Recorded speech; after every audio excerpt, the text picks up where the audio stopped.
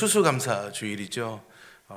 이 추수감사 주일에 그리스도인의 감사에는 세 가지 믿음이 있어야지 됩니다. 첫 번째는 하나님의 주권에 대한 믿음이 있어야 됩니다. 우리의 모든 것들의 주인은 하나님이시다. 하나님이 이 모든 것들을 섭리하시고 이끌어 가신다라는 그 믿음이 있어야지 됩니다. 두 번째는요, 그 하나님이 선하시다라는 것에 대한 믿음이 있어야 됩니다. 하나님이 하시는 일은 언제나 옳습니다. 여러분 믿으십니까? 네. 하나님은 선하신 분이십니다. 심지어는 악을 이용해서라도 우리에게 선을 베푸시는 것이 하나님의 은총임을 신뢰하는 믿음이 있어야 감사가 됩니다. 마지막은요, 임마누엘의 신앙입니다. 주권을 가지시고 천지를 창조하신 그 하나님의 섭리와 선하심이 오늘 나와 함께 하신다는 임마누엘의 신앙이 있어야 되는 것이죠. 오늘 추수감사주일 우리에게 이 세 가지 믿음, 하나님의 주권, 하나님의 선하심, 임마누엘의 신앙을 가지고 진정한 감사를 하나님께 드리는 우리 모두가 되기를 주님의 이름으로 축복합니다. 나만 복받으면 안 되겠죠. 우리 옆에 있는 분들에게 그 믿음을 가지고 한번 이렇게 인사하겠습니다. 모든 것이 하나님의 은혜입니다 라고 한번 인사하겠습니다.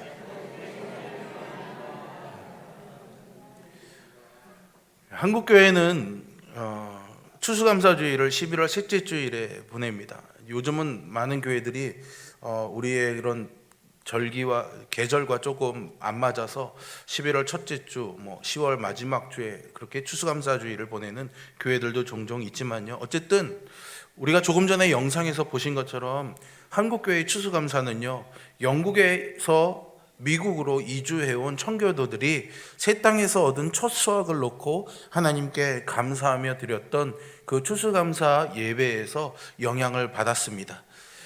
그렇더라도요, 사실 그 기원은 더 거슬러 올라가서요, 성경에서 찾을 수가 있는데요. 이스라엘에는 3대 명절이 있습니다. 그 가운데서 하나가 초막절인데요. 이 초막절은 가을 추수할 때에 이 명절을 보내게 됩니다. 이날은 수확이 끝난 것에 대해서 하나님께 감사하는 의미가 있기도 했지만요, 역사적으로는 그들의 조상들이 출애굽한 후에 길었던 이 광야 생활을 기억하는 그런 날이기도 합니다. 그렇다면 이스라엘은 왜 이 감사의 날에 그 고통의 날을 기억해야만 했을까요? 여기서 우리가 확실하게 알아야 할 것은 신앙적으로 감사하고자 할 때는요, 감사의 이유가 아니라 감사의 대상에 집중해야 한다는 것입니다. 한 가지 예로요, 추수감사에서 수확물은 감사의 이유입니다. 그래서 우리가 농사를 짓지는 않지만 이렇게 강단에 추수감사절이 되면은 많은 곡식, 과일 등을 올려놓고 하나님께 감사하죠. 그런데 여러분, 이 모든 것들, 보이는 것과 보이지 않는 내 삶에 주어진 모든 열매와 결과들을 하나님이 주시는 거 아닙니까? 그렇다면 우리가 감사를 드리는 눈에 보이는 것들은 이런 과일과 곡식들이지만 사실은 정말로 감사를 드려야 될 대상은 하나님이십니다. 사실 많은 교회와 교인들이 이 추수감사의 의미를 하나님께 첫 수확물을 또는 그것을 대신하는 나름의 예물을 헌금하는 것으로만 생각합니다. 그런데 성숙한 신자는요, 거기에만 머물지 말고 한 걸음 더 나아가야 합니다. 추수감사는 이유를 불문하고 하나님을 향해서 진정한 이 믿음의 감사를 회복해야 하는 날입니다. 제가 믿음의 감사라고 말씀을 드린 이유는 보통 일반의 감사는 주어진 것에 대한 감사이기 때문이죠. 하지만 지금 말씀드린 것처럼 주어진 것에 대한 감사가 아니라 그것을 주시는 하나님께 대한 감사는 믿음이 있어야 가능한 감사입니다. 그래서 믿음의 감사라고 말씀을 드리는 거죠. 여러분, 만약에 우리가 감사하고자 함에 있어서 감사할 이유만을 찾다 보면은 감사할 이유가 있을 때야 당연히 감사할 수 있겠지만 만약 감사할 이유가 없으면 어떻게 해야 하겠습니까? 그러므로 우리가 감사할 때면 내가 감사를 하고자 하는 대상이 누구인지 어떤 분인지를 알아야 할 것입니다. 실제로 첫 추수감사절에 미국 청교도들은요, 첫 수확이 풍성해서 감사했던 것이 아닙니다. 그들의 삶의 환경은요, 정말로 열악했습니다. 낯선 환경과 풍토병으로 인해서요, 메이플라워를 타고 미국 땅으로 건너왔던 사람들의 절반 가까이가 다 죽었습니다. 원주민들에게 씨앗을 얻어서 파종을 하고 열매를 거뒀지만요, 사실 그 열매가 풍성하지 않았습니다. 올해 농사를 지신 분이야 뭐 당연하겠지만 처음 농사를 짓는 분들 여기 계시지 않습니까? 귀촌에서 농사 짓는 분들 아무리 노력해도 생각한 것만큼의 결과가 나오지 않지 않습니까? 경험이 부족하고 그 지형을 잘 모르기 때문입니다. 그들이 그랬습니다.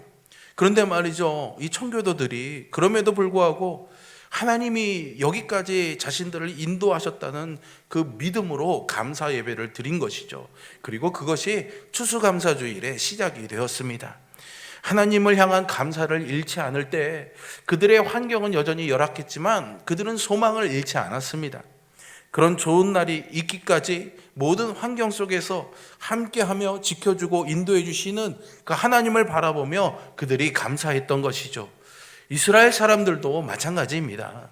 추수감사절에 저들이 왜 감사하는 것 대신에 조상들의 고생했던 광야 생활을 기억하려고 했는가 하면, 저들은 현재의 형편이나 감사의 이유와 상관없이 감사의 대상이신 하나님이 자신들과 늘 함께 하심을 감사하고자 했던 것입니다. 그러므로 오늘을 사는 우리도 그러해야겠습니다. 추수감사주의를 맞아 우리 모두가 감사할 이유 때문이 아니라 감사의 대상이신 하나님을 생각하고 기억하는 그 믿음으로 새로운 감사를 쌓아가는 은혜가 있기를 주님의 이름으로 축복합니다. 이제라도 하나님을 감사할 대상이라고 생각하며 우리의 지난 날들을 한번 돌아보시기 바랍니다. 그간 여러분들의 인생에서 계획하고 뿌리고 힘써 갖고 온 모든 것들에서 하나님은 수확의 기쁨을 보게 해 주실 것입니다. 뿐만 아니라 이스라엘의 광야 생활처럼 현재 내게 있는 언제 끝날지 모르는 이 고생과 실패와 가난과 고통에도 불구하고 하나님은 하나님이 예비하신 가나안 땅의 축복을 얻는 날들이 내게도 있게 하실 것을 믿는 우리 모두가 되기를 바랍니다. 이런 이유에서 추수감사주일에는 오직 이 한마디, 하나님 감사합니다, 이것을 우리의 마음에 다짐하고 새로이 시작하는 날이 되기를 소망합니다. 그런 마음으로 우리 함께 하나님께 이렇게 고백하겠습니다. 하나님 감사합니다. 큰 소리로요. 시작. 하나님 감사합니다. 이래가지고 점심 못 먹겠어요. 안 돼요. 이래가지고 더 큰 소리로, 천장이 이 조명이 깨지도록 한 번 더 큰 소리로 시작. 하나님 감사합니다. 오, 훌륭하십니다. 감사합니다. 하나님이 깜짝 놀라셨겠어요. 언제나 늘 이렇게 우리가 감사합니다, 하나님 난 너무 행복해요, 이렇게 살 수 있으면 얼마나 좋을까요? 그렇게 사시기를 주님의 이름으로 축복합니다.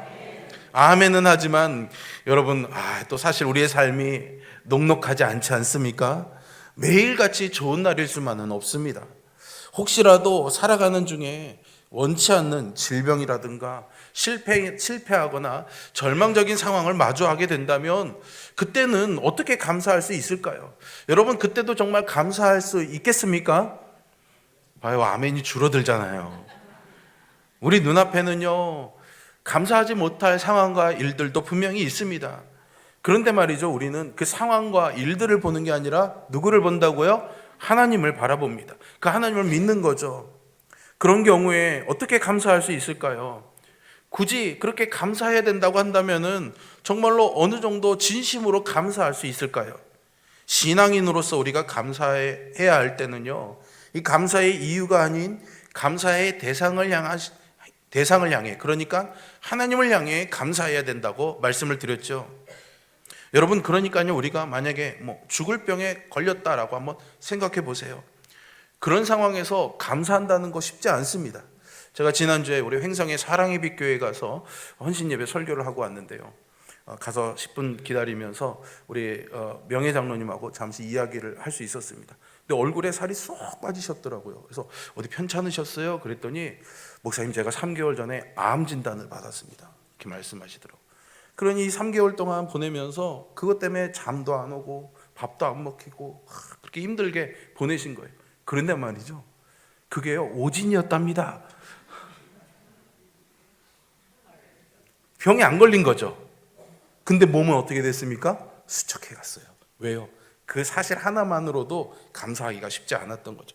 어쨌든 오진으로 밝혀져서 얼마나 감사했는지 모릅니다. 여러분, 우리가 이 병 중에서, 절망 중에서, 고통 중에서 하나님께 감사를 고백하는 거 쉽지 않습니다. 그 상황만 바라보면요. 그렇지만 여러분, 그래도 우리가 할 수 있는 감사가 있습니다. 뭘까요? 그 병 중에도 함께 계시는 그 하나님께 우리가 감사할 수 있지 않을까요? 저와 여러분이 그런 감사를 하나님께 드렸으면 좋겠습니다. 아닌 말로 여러분, 실패했는데, 가난했는데 하나님마저 안 계셨으면 어쩔 뻔했나 하는 그런 심정으로 하나님께 기도하고 믿음을 드리는 것이 진정한 믿음의 감사입니다. 여러분, 하나님을 신뢰하고 믿으신다면 잊지 마십시오. 어떤 곤란한 상황에 처했든지 간에, 어떤 불행한 자리에 있든지 간에 매 순간 하나님이 계셔서 다행이다, 내가 그 하나님을 믿을 수 있어서 참 다행이다, 이런 생각에서 감사가 시작될 수 있기를 소망합니다. 그러면 그런 감사에서부터 다시 또 믿음이 일어나게 되고 또 기도하게 되는 것이고, 그런 믿음과 기도라면 하나님이 일하시지 않겠습니까? 하나님이 응답하셔서 우리를 일으켜 주실 줄로 믿습니다. 그리고 그 기도에 응답해 주실 줄로 믿습니다. 이렇게 한번 고백합시다. 그래서 하나님이 계셔서 다행입니다 라고 말이죠. 시작. 네. 모쪼록 이번 추수감사주일에는 우리 모두가 이 믿음을 가지고 또 이 믿음을 가지고 계속해서 살아갈 수 있기를 소망합니다. 하나님이 계셔서 다행이다. 이것은 오늘 본문의 말씀에서도 우리가 발견할 수 있는 은혜입니다. 오늘 본문에는 손이 말라서 장애를 얻은 한 사람이 나오는데요. 성경에는 나오는 이야기는 아니지만 전해오는 이야기에 의하면 오늘 본문의 주인공이 석공이었다라는 말이 있습니다. 여러분, 석공 아시죠? 돌을 이렇게 조각해서 밭벌이를 하는 사람입니다. 이 석공은요, 손으로 벌이를 하는 사람입니다. 그런데 한 손이 병이 들었습니다. 그러니 해야 할 일을 하지 못하게 되고, 그로 인해서 가족들이 가난과 낙심과 눈물로 나날을 보냈을 것입니다. 그런데 그가 예수님을 만나고 나서 놀라운 일을 경험하게 됩니다. 13절을 보십시오. 예수님께서 그 사람에게 이르시되 손을 내밀라 하시니 그가 내밀매 다른 손과 같이 회복되어 성하더라 했습니다. 손 마른 자에게는 그야말로 아까 우리가 하나님이 계셔서 다행이다 라고 말했던 것처럼 예수님을 만나서 정말 다행이다 라는 상황이 펼쳐지게 된 거죠. 이렇듯 손 마른 병 환자에게 예수님이 계셔서 다행인 상황이 펼쳐졌다면, 예수님을 믿는 오늘 저와 여러분에게도 예수님이 계셔서 다행인 상황들, 은혜들이 있기를 소망합니다. 그렇다면 우선은 이 손 마른 자가 어떻게 해서 예수님의 이 병 고쳐주시는 은혜를 경험했는지 알아야 되고, 우리도 그렇게 할 수 있어야 되겠죠. 우리가 그렇게만 할 수 있다면 우리에게도 예수님이 베풀어 주시는 은혜가 반드시 있을 줄로 믿습니다. 우선 9절에 보시면 예수님께서 회당에 들어가시니 라고 상황을 설명해 주고 있습니다. 예수님이 어디에 가셨습니까? 회당에 가셨습니다. 거기서 손 마른 사람을 고쳐주셨다 했는데, 그렇다면 손 마른 사람은요, 이미 이 회당에 와 있었던 상태였겠죠. 당시에 회당에 있었다라는 말은 안식일을 지켰다라는 말인데요, 요즘으로 치면 주일 성수하고 예배하는 자리에 와 있었다라는 겁니다. 여기서 여러분 가정을 하나 해보죠. 만일 이 사람이 평소에는 안식일을 잘 지켰는데 하필 이날 급한 일이 생겨가지고 회당에 나오지 못했다면 어떤 일이 일어났을까요? 아마도 주님께 은혜 받을 기회, 병 고침 받을 기회를 찾지 못했겠죠. 여러분, 은혜를 받든 못 받든 간에요, 상관없이 주일마다 이렇게 예배하는 자리에 나오는 것, 은혜 받기 위해 하나님이 우리를 위해서 마련해 주신 그 자리에 나오는 것은 너무나 중요합니다. 가봐야 별거 없겠지, 굳이 거기까지 가야겠어 라는 생각에 사로잡히지 말고, 오늘 회당에 주님이 오셨을 때 그 회당에 있었던 손 마른 자가 나왔듯이 우리가 늘 지키는 그 예배의 자리에 주님이 찾아와 주셔서 우리에게 주실 그 은혜를 사모하는 저와 여러분이 되기를 바랍니다. 그렇다고 매일 교회에 와서 사시라는 말은 아닙니다. 오지 마십시오. 매일 밥 사드리기도 제가 버겁습니다.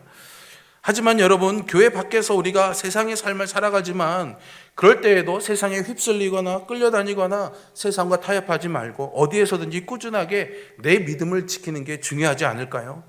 믿음에서는 언제나 이 지금이 중요합니다. 지금 예수님이 회당에 오셨는데 마침 지금 손 마른 사람이 회당에 있었습니다. 이 회당이 어떤 곳이었을까요? 유대인들의 이 회당 제도는요, 바벨론 포로 이후에 생겼습니다. 사실 그전에는 그들에게 회당이 필요 없었습니다. 왜요? 예루살렘에 하나님께 예배할 수 있는 성전이 있었으니까는요. 그런데 이들이 바벨론에게 예루살렘을 내어주고 성전과 예루살렘 성이 다 파괴되어 버리고 유대인들은 포로로 잡혀가거나 뿔뿔이 흩어지게 되면서 이제는 더 이상 예루살렘에서 예배하는 것이 불가능해졌습니다. 이런 상황에서 포로 생활하던 유대인들이 성전을 대신해서 바로 이 회당에 모여서 율법을 강론하고 시편을 낭독했던 것이죠. 포로 귀환된 이후에 이들이 예루살렘에 돌아와서 다시 성전을 재건했지만요, 그럼에도 불구하고 이 회당들이 계속해서 지역마다 생겨나게 됩니다. 이렇게 회당은요, 성전처럼, 예루살렘 성전처럼 어떤 특정된 장소에만 국한되지 아니하고 필요한 곳이면 어디든지 생겨났고 유대인들의 종교적, 사회적 그런 생활의 중심지가 되었습니다. 따라서 이 회당이 주는 의미는요, 요즘 말로 하면 주의를 어디서 지키는가가 중요한 것이 아니라 어디서든지 간에 주의를 성수하고 하나님을 예배하며 하나님을 경외하는 삶을 사는 것이 중요하다는 것을 말해주고 있습니다.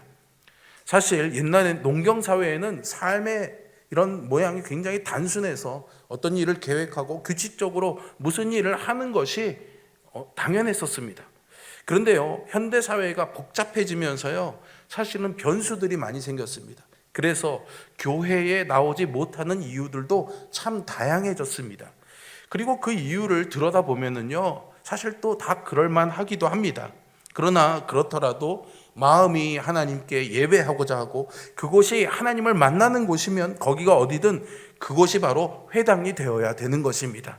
눈에 보이는 것은 아니지만 여러분들의 삶에 여러분들이 하나님을 예배하는 그 회당을 만들어가는 그런 은혜와 믿음이 있기를 바랍니다. 그것은 주일만에 한정되는 이야기가 아닙니다. 내가 어디 있든 어디를 가든지 거기를 예수님이 계시는 회당으로 삼고 살아가시기를 바랍니다. 그래야 거기서 우리는 예수님이 계셔서 다행이다라는 상황을 만날 수 있는 것이고, 그래야 예수님이 베푸시는 은혜가 내게도 있을 것입니다. 여러분들이 매일매일의 삶을 살아가면서 여러분들의 회당은 어디에 있습니까? 찬송가 438장의 가사를 기억하십니까? 내 주 예수 모신 곳이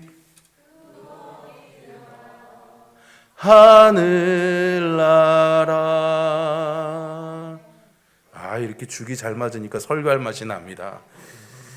여러분들이 계시는 곳이 가정이든 일터이든 학교이든 어느 곳이든 이 찬양의 고백처럼 내 주 예수 모신 곳이 그 어디나 예배하는 자리, 주님이 함께 하시는 자리가 될 것을 믿으면서 어떤 자리, 어떤 형편에서든지 간에 예수님 때문에 다행인 삶, 예수님 때문에 행복한 삶을 사는 우리 모두가 되기를 주님의 이름으로 축복합니다. 여러분이 믿음으로 만들어가는 회당에는 언제나 예수님이 함께 계실 것입니다. 그리고 예수님이 거기 계시면서 언제나 기쁨을 주시고 은혜와 기적이 풍성하게 나타날 줄로 믿습니다. 그러나 이때에도 우리가 유념할 것이 하나 있는데요, 매사가요, 정말 내가 믿었더니 응답되었어 라는 이 고백만 할 수 있으면 얼마나 좋겠습니까마는 세상에요, 하나님의 역사만 있는 것이 아니라 사탄이 가져오는 방해도 있기 때문에 우리는 이런 방해 요소들도 잘 유념해야 됩니다. 10절을 보세요. 사람들이 예수를 고발하려 하여 물어 이르되 안식일에 병 고치는 것이 옳으니까? 라고 묻습니다. 당시의 율법은요, 안식일에 병 고침 받은 사람도 물론이고 병 고쳐준 사람도요, 안식일에 일한 것으로 간주되어서 고발 대상이 되었습니다. 이런 상황에서 여러분이라면 어떻게 하시겠습니까? 당시에 손 마른 사람은요, 성경에 나오는 병 고침 받은 여타 다른 사람들처럼 내가 예수님을 만나서 고침을 받아야겠다라는 목적으로 이 회당에 온 것이 아닙니다. 거기에다가 애꿎은 사람들에게 졸지에 안식일을 범하는 죄인으로 손가락질 받을 처지에 놓이게 되었으니 처신이 참으로 애매해진 거죠. 그런데 이럴 때 하나님의 역사하심과 우리의 응답받음을 방해하는 사탄의 역사가 있다는 것을 우리는 발견할 수 있습니다. 그리고 이때가 우리에게는 믿음의 결단을 요구하는 선택의 갈림길에 서게 되는 것이죠. 세상적으로 이게 할 수 없는 건데, 상식적으로 이거는 할 수 없는 일인데, 사람들이 다 안 된다고 하는데 뭐라고 할까? 포기할 것인지, 아니면 그래도 예수님이 말씀하시니 한번 해보자, 그렇게 믿음으로 나설 것인가 라는 갈림길입니다. 그럴 때 여러분이라면 어떻게 하시겠습니까? 13절에 보십시오. 예수님께서 이에 그 사람에게 이르시되 손을 내밀라 하시니 그가 내밀매 다른 손과 같이 회복되어 성하더라, 이렇게 되어 있죠. 어떤 상황에서든 우리에게 있는 이 믿음과 불안 사이에서 예수님은 안 된다라고만 하지 말고 시키는 대로 믿음대로 해보라고 말씀하십니다. 따라서 우리에게 예수님에 대한 믿음이 있다면 우리 역시나, 또는 우리에게 원하는 그런 소망이 있다면은 예수님이 시키시는 대로 순종해야 됩니다. 말씀하신 대로 해보려는 노력 정도는 해봐야 되지 않을까요? 사실 엄밀하게 말하자면 이 손 마른 사람에게 있어서 외부적인 방해는 둘째 요소였습니다. 더 큰 방해는 자기 자신에게 있었습니다. 여기서 우리는 알게 됩니다. 하나님의 은혜 받음을 방해하는 가장 큰 적은 사실 내 안에 있다는 것을 말이죠. 내 낙심과 내 한숨이 은혜를 가로막습니다. 내 걱정과 내 조급증과 내 불평과 내 원망이 내가 응답받는 것을 방해합니다. 오늘 본문에서도 보면 손 마른 사람의 손은요, 스스로 움직여서 손을 내뻗기도 힘겨울 만큼 그렇게 말라있는 그런 상태였습니다. 어쩌면은 스스로 내 이 손은 더 이상 움직일 수 없어 라고 포기한 그런 손은 아니었을까요? 그런데도 예수님은 그에게 그 손을 내밀라고 말씀하십니다. 육체적인 능력으로도 불가능했을 수도 있고요, 아니면 자신의 그 마른 손을 사람들에게 보여주기 부끄러운 마음도 있지 않았을까요? 괜히 이것을 내놨다가 사람들에게 손가락질 받고 조롱받기만 하지 않을까? 아무 일도 일어나지 않으면 어떻게 하지? 라는 그런 염려도 있지 않았을까요? 그런데요, 예수님은 이 손 마른 사람에게 스스로 안 된다, 포기했다라는 이 생각을 내려놓고 말씀대로 지금 해보라고 말씀하고 계십니다. 여러분, 믿음이 그런 거 아닐까요? 예수님이 말씀하신 대로, 성경이 말씀하신 대로 해보는 것, 이게 믿음이고, 이런 믿음이 응답을 받게 될 줄로 믿습니다. 본문에 손 마른 자도 해보라 하셨으니 그렇게 해봅니다. 그런데 그 결과가 그가 내밀매 다른 손과 같이 회복되어 성하더라라는 역사로 일어나게 됩니다. 예수님께서 말씀하실 때 우리는 늘 둘 중에 하나를 선택하게 되어 있습니다. 순종하든지 거절하든지 말이죠. 불순종하면 우리 역시 인생을 평생 손마른 그런 신앙인으로 살아갈 수밖에 없을 것입니다. 하지만 여러분, 순종하면 능력이 나타나게 될 줄로 믿습니다. 여러분, 가끔 텔레비전 예능 프로그램 같은 데서요, 이 출연자들이 뭔가 미션을 할 때 앞에서 항상 외치는 소리 있지 않습니까? 뭐라고 외칩니까? 도전하고 외칩니다.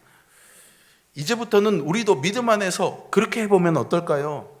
하나님만을 믿기를, 예수님의 이름으로 기도하기를, 나도 응답받기를, 나도 은혜 받기를 기대하면서 주님 앞에 도전하고 외치면서 그 믿음으로 성공하고 승리하는 우리 모두가 될 수 있기를 주님의 이름으로 축복합니다. 그래서 오늘 목사님이 참 많이 시킵니다요, 그죠? 점심이 맛있어서 많이 드시라고 좀 시키는 겁니다. 자, 우리 도전 한번 크게 외쳐보겠습니다. 시작! 도전! 지금까지 여러분들에게 나는 못해, 나는 안 돼, 이런 일들이 무엇이었습니까? 예수님은 오늘 예배하는 여러분 한 사람 한 사람에게 말씀하십니다. 내 손을 내밀라고요. 여러분의 마른 손은 과연 무엇입니까? 우리가 해야 될 일은 순종함으로 그냥 내어놓는 것입니다. 내어놓으면서 제 손이 사실은 이랬고요, 이걸로 우리 가족들이 어떻게 먹었고요, 이 손만 낫는다면 내가 어떻게 하고 싶고요, 다 필요 없습니다. 어떻게 하면 됩니까? 그냥 내어놓기만 하면 되는 거죠. 그렇게 내놓을 때 예수님은 우리의 손에도 가장 좋은 것을 쥘 수 있는 힘을 주실 줄로 믿습니다. 우리가 이렇게 예수님의 손을 붙잡을 수만 있다면 이미 우리의 손은요, 말라 비틀어진 손이 아니라요, 세상을 움직이는 강한 손이 될 줄로 믿습니다. 하나만 더 해보겠습니다. 마지막입니다. 여러분 오른손을 한번 드셔보십시오. 그리고 오른손에게 이렇게 손가락질 하십시오. 그리고 이렇게 말씀하세요. 선생님, 너는 주님이 사용하시는 강한 손이야. 이 믿음으로 사시기 바랍니다. 그리고 주님이 그런 믿음으로 사는 우리의 손을 붙잡아 주실 것입니다. 그러니 이왕에 믿음이 있는 저나 여러분이라면 언제 어디서든요, 상황에 따라서 판단하는 것이 아니라, 형편을 보고 생각하는 것이 아니라, 앞서 배운 우리 한마디, 어떤 이런 순간에도 내게 예수님이 계셔서 다행이구나라는 믿음을 가지고 기도에서부터 다시 믿음의 도전을 이어갈 수 있기를 바랍니다. 이렇게 하는 것이 신앙인에게 있어야 될 감사입니다. 국어사전에 보면 이 감사의 뜻이요, 고마움을 표시하는 인사라고 되어 있습니다. 사전대로라면 인사할 이유는요, 고마움 때문입니다. 그러나 사전에는요, 인사할 대상이 누구인지는 나와 있지 않습니다. 왜냐하면 누군가가 나에게 고마움을 베풀어 줄지 알지 못하기 때문이죠. 그렇게 보면 세상적인 감사는요, 감사의 대상보다는 감사의 이유가 우선입니다. 그 사람 때문이 아니라 그렇게 해주었기 때문에, 그런 일이 있었기 때문에가 감사가 되는 거죠. 하지만 구약에 나타난 감사는요, 조금 다른 의미를 가지고 있습니다. 구약에서 히브리어로 감사라는 뜻으로 쓰인 단어가요, 야다라는 단어가 하나 있습니다. 그런데 이 동사는요, 문맥에 따라서 창세기 49장 8절에서는 찬양하다라고 해석되기도 하고요, 레위기 16장 21절에서는요 아뢰다, 고백하다라고도 번역되고 있습니다. 그리고 잠언 31장을 빼고는요, 이 단어는요 사람들과의 사이에서 사용되지 않습니다. 즉 누구와의 관계에서 사용되는 단어입니까? 하나님과의 관계에서 사용되는 단어입니다. 따라서 구약에 나오는 야다, 이 감사는요, 찬양과 신앙의 고백 혹은 죄의 고백인 동시에 하나님의 주권을 인정하고 신뢰하는 믿음의 응답이라고 할 수 있습니다. 그러니까 야다의 감사를 드리려면 반드시 목적어인 하나님이 있어야만 하는 겁니다. 다시 말해서 히브리인들의 감사에 대한 개념은 어떤 이유 때문이 아니라 감사의 대상에 있었다라는 거죠. 그런 의미에서 히브리식으로 하나님이 계셔서 감사합니다라는 말을 오늘 우리의 언어로는 하나님이 계셔서 다행이다라고 표현할 수 있는 겁니다. 그러므로 하나님을 믿는 우리의 감사도 이제부터는 감사의 이유 때문이 아니라 감사의 대상이신 하나님 때문에 늘 감사할 수 있기를 바랍니다. 어렵고 힘든 순간에 저나 여러분에게 하나님에 대한 믿음이 있다는 것 자체만으로도 얼마나 큰 기회이며 얼마나 다행인지 우리는 알아야 합니다. 말씀을 마치기 전에 사전에서 다행이라는 말의 뜻을 살펴보면 잘 안 될 거라고 여겨졌던 일이 뜻밖의 잘 풀려서 마음이 놓이고 흡족함이라고 나와 있습니다. 일이 잘 풀려서 다행이라고 하는 거죠.